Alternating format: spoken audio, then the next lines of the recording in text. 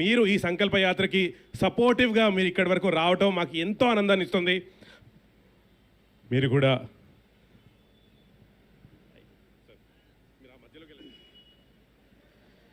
నాన్న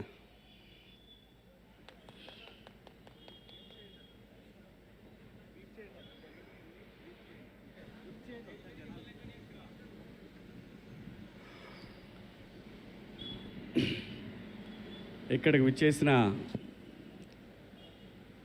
బండ్ల గణేష్ గారి మిత్రులకు, షాద్ నగర్ ప్రజలకు, ఆయన శ్రేయోభిలాషులకు అందరికీ పేరు పేరున నమస్కారాలండి. అలాగే టీవీ చూస్తున్న, సోషల్ మీడియాలో చూస్తున్న ప్రజలందరికీ కూడా ఈ పాదయాత్రకు మీ అందరి ఆశీర్వాదం ఉంటుందని ఆశిస్తూ, బండ్ల గణేష్ గారు ఇదే షాద్ నగర్ నుంచి హైదరాబాదులో ఒక చిన్న నటుడిగా మొదలుపెట్టిన ప్రయాణం ఈ రోజున ఒక బ్రాండ్గా, బండ్ల అంటే ఒక బ్రాండ్, బండ్ల అంటే ఒక వ్యక్తి కాదు, బండ్ల గణేష్ అంటే ఒక శక్తి. పర్సనల్గా నాకు గణేష్ అన్నతోటి నాకున్న పరిచయం 30 సంవత్సరాల పై మాటే, 32 ఏళ్ళు. నాకు మొదటిసారి కలిసినప్పుడు కరెక్ట్గా వారం 10 రోజుల్లోనే ఆర్టిస్ట్గా చేస్తున్నప్పుడు నాకు కమ్యూనికేషన్ లేదు.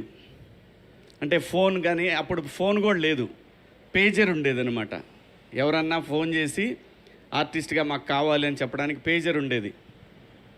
నేను ఈ మాట ఇప్పుడే కాదు, చాలా సందర్భాల్లో చెప్పుకున్నాను నేను. అది ఈ పరిశ్రమలో నాకు మొదటిసారిగా అవకాశం నాగార్జున గారు ఇస్తే, వైవిఎస్ చౌదరి గారి డైరెక్షన్లో, ఆ తర్వాత మొదటి సినిమాగా మాస్టర్ రిలీజ్ అయితే నాకు ఎవరన్నా సహాయం చేశారు అని అంటే అది గణేష్ అన్న మాత్రమే. ఎందుకంటే నాకు అది ఆ రోజు చాలా ముఖ్యం. మనకి టెలిఫోన్, ట్రంక్ కాల్స్ ఇలాంటివి ఉన్నప్పుడు ఒక ఇంపార్టెంట్ విషయాన్ని చెప్పాలి అన్నప్పుడు గంటలు, రోజులు తరబడి జరిగేది. అలాంటిది ఆ రోజు నా కమ్యూనికేషన్ అనేది, అప్పుడు అది ఎంత కాస్ట్ కూడా తెలుసా మీకు? అది 4,000 5,000 ఉండేది. అది రే శివ ఇది ఉంచుకోరా, ఎందుకంటే రూములకు రెంట్లు కట్టడానికి కూడా డబ్బులు ఉంటాయి కాదు, తనకు తెలుసు. సో అలా మా ఇద్దరి మొదలైన పరిచయం. గణేష్ అన్న ఈరోజు ఇంతవరకు వచ్చాడంటే దీని వెనకాల చాలా చరిత్ర ఉంది. ఎంతమందికి సహాయం చేసి ఉంటాడు, ఎంతమందికి ఆస్తులు కొనిపెట్టుంటాడు, ఎంతమందికి తనకు తెలిసిన ఒక మాట సాయాన్ని వాళ్ళు కోట్ల రూపాయలు సంపాదించుకునే స్టేజ్కి తీసుకెళ్ళగలిగాడు. ఇదంతటి కారణం ఏంటంటే మనకు మనిషికి కావాల్సింది ఒక మంచి మనసు, ఓ మంచి సంకల్పం. వీడు బాగుండాలి, వీళ్ళు బాగుండాలి, నన్ను నమ్మి వచ్చారంటే వీళ్ళు నాకన్నా బాగుండాలి అనుకునే ఒక మనస్తత్వం బండ్ల గణేష్ అన్నది. అలాగే చంద్రబాబు గారి విషయంలో అసలు పార్టీలతో సంబంధం లేదు. గణేష్ అన్న అందరవాడు. స్వతహాగా తన కాంగ్రెస్ అభిమానం చెప్పి ముందు నుంచి ఆయన చెప్పాడు, అది మనందరం చూసాం. ఇప్పుడు చెప్తాడు, రేపు చెప్తాడు. మాట మార్చే రకం కూడా కాదు. ఒకవేళ తప్పు చేస్తే లేదు లేబ్బాయి పొరపాటు అయిపోయిందని చెప్పే రకం. అది ఎవరికి ఉంటుందంటే ఒక నిజాయితీపరుడికి మాత్రమే అటువంటి లక్షణం ఉంటుంది. తప్పు జరిగినప్పుడు క్షమాపణ చెప్పడం తప్పు కాదు, పొరపాటు జరిగినప్పుడు నన్ను మన్నించండి అంటాం తప్పు కాదు. అలాంటి ఒక మంచి మనిషి అంటే బండ్ల గణేష్ గారు. ఏదో ఇప్పుడు చంద్రబాబు గారు ఎందుకు అనుకోవాలి అసలు చంద్రబాబు నాయుడు గారి గురించి? ఆయనకి చంద్రబాబు నాయుడు గారు చేసిందే ఉంది, ఏమీ లేదు. కానీ సమాజానికి చేసిన దాన్ని తన గుండెల మీదకి తీసుకొని ఇన్ని కోట్ల మందికి జీవితాలను ఇచ్చిన మహా మనిషి జైల్లో ఉండటం ఏంటనేది ఆయన మనసులో పడింది. ఆ రోజున పడి ఒక ఏదైతే మనకి కృష్ణా గోదావరి నదులు ఒక చిన్న డ్రాప్తోనే మొదలవుతాయి, అలాంటి ఒక డ్రాపు ఒక మహా ఉద్యమంగా మార్చగలిగాడు. ఆ మహా ఉద్యమమే ఆ నాయకుడు చంద్రబాబు గారు బయటికి రావడానికి అంతమంది జనాలు, అన్ని కోట్ల మంది జనాల యొక్క ఒక వైబ్రేషన్ ఆయన బయటికి రావడానికి కారణమైంది. ఆ కృతజ్ఞత భగవంతుడికి ఏదైతే తను మాట ఇచ్చాడో, మా నాయకుడు ప్రజల మనిషి బయటికి రావాలని కోరుకున్నాడు. ఆ కోరిక మేరకు ఆ భగవంతుడు కరుణించి ఆ రోజున బాబు గారికి బెయిల్ రావడం, బయటికి రావడం. ఆ తర్వాత ఏం జరిగిందో మీరు అందరూ చూశారు. మరి ఊరికే మాటలంటాం అందరికీ సాధ్యమే, ఎవరైనా అనొచ్చు ఒక మాట. కానీ తన అన్న మాట ప్రకారం ఈ రోజున షాద్ నగర్ నుంచి, అంటే తనకి ఏదైతే తన జీవితం మొదలైన ఈ ప్లేస్ నుంచి వెంకన్న దగ్గరికి మొదలుపెట్టాడు ఈ ప్రయాణం.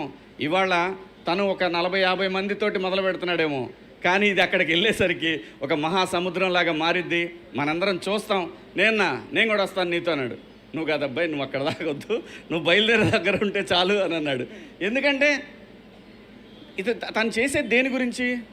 తనకి ఏం లాభం లేదు దీంట్లో, తనకు వచ్చేది లేదు. డైరెక్ట్గా ఇక్కడి నుంచి బస్కి వెళ్ళిపోయి శుభ్రంగా ఫ్లైట్కి వెళ్ళిపోయి దర్శనం చేసుకొని రావచ్చు. ఈజీ, చాలా ఈజీ. మాట ఇచ్చాడు, భగవంతుడి దగ్గరికి వెళ్ళాడు, దండం పెట్టుకున్నాడు, థ్యాంక్స్ చెప్పాడు, ఇది ఓకే. కానీ అలా కాదు. తను ఏదైతే అనుకున్నాడో అనుకున్న మాట మీద నిలబడాలి అనేది ఒక సంకల్పం ఏదైతే ఉంటుందో ఆ మనిషి, ఇప్పుడు మనం చూస్తున్న ఈ బండ్ల గణేష్ గారు ఇంకా ఎక్కడో చూస్తాం, మనం ఇంకా వేరే లెవెల్లో చూస్తాం. ఏ మనిషికైనా అంతేనండి, నాట్ ఓన్లీ బండ్ల గణేష్ గారు, ఎవరైనా సరే ఇక్కడ నిజాయితీ ఉండాలి. ఇక్కడ నిజాయితీ ఉంటే నేచర్ మనతో వస్తుంది, సమాజం మనతో వస్తుంది. అలా గణేష్ అన్న ఈరోజు మొదలుపెట్టినటువంటి ఈ ప్రయాణం మనం చివరి వరకు కూడా వెంకన్న తోడుగా యావత్ 2 రాష్ట్రాల తెలుగు ప్రజలు ప్రపంచంలో ఎక్కడైతే ప్రపంచవ్యాప్తంగా ఒక ఉద్యమాన్ని క్రియేట్ చేయగలిగాడో ఆ రోజున ఆ ప్రపంచవ్యాప్తంగా ఉన్న తెలుగు ప్రజలందరి ఆశీస్సులు గణేష్ అన్నకు ఉంటాయి. మా అందరి అభిమానంతో ఆయన ఎటువంటి అడ్డంకులు లేకుండా స్వామివారి దగ్గరికి ప్రయాణిస్తాడు. స్వామివారి దర్శనం రోజున ఖచ్చితంగా ఎక్కడున్నా సరే నన్ను కూడా భగవంతుడు అక్కడ దాకా తీసుకెళ్లాలని కోరుకుంటున్నాను. ఖచ్చితంగా గణేష్ అన్న, థ్యాంక్ యూ. నీ మంచి మనసు, నీ నిజాయితీయే నిన్ను నడిపిస్తూ ఉంది. ఎక్కడ గణేష్ అన్న, నాకు ఆ రోజు 32 ఏళ్ల క్రితం తలుచుకుంటే అసలు ఎలా మారిపోతుంది జీవితం అంటే సంకల్పం అండి. ఏ మనిషికైనా సరే నాకు అది కావాలి, ఆ టార్గెటెడ్గా నిజాయితీగా పనిచేస్తే దానికి బండ్ల గణేష్ అన్న అవ్వచ్చు. బండ్లు అనేది ఒక బ్రాండ్.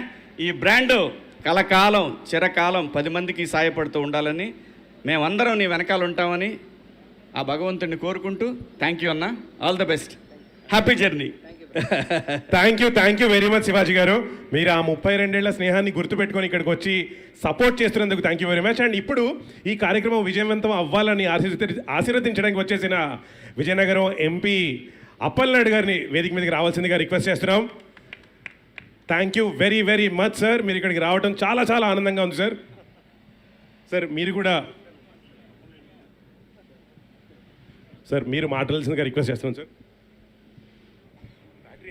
ఈరోజు వెంకటేశ్వర స్వామి ఆశీస్సులతో అన్న గణేష్ అన్న సంకల్ప యాత్ర ఈరోజు ఈ కార్యక్రమం ప్రారంభించినందుకు, వారు మంచి సంకల్ప యాత్రని కార్యక్రమాన్ని శ్రీకారం చుట్టారు కనుక తెలుగువాడిగా నా బాధ్యతగా రావాలని దంపతులతో రావడం జరిగింది.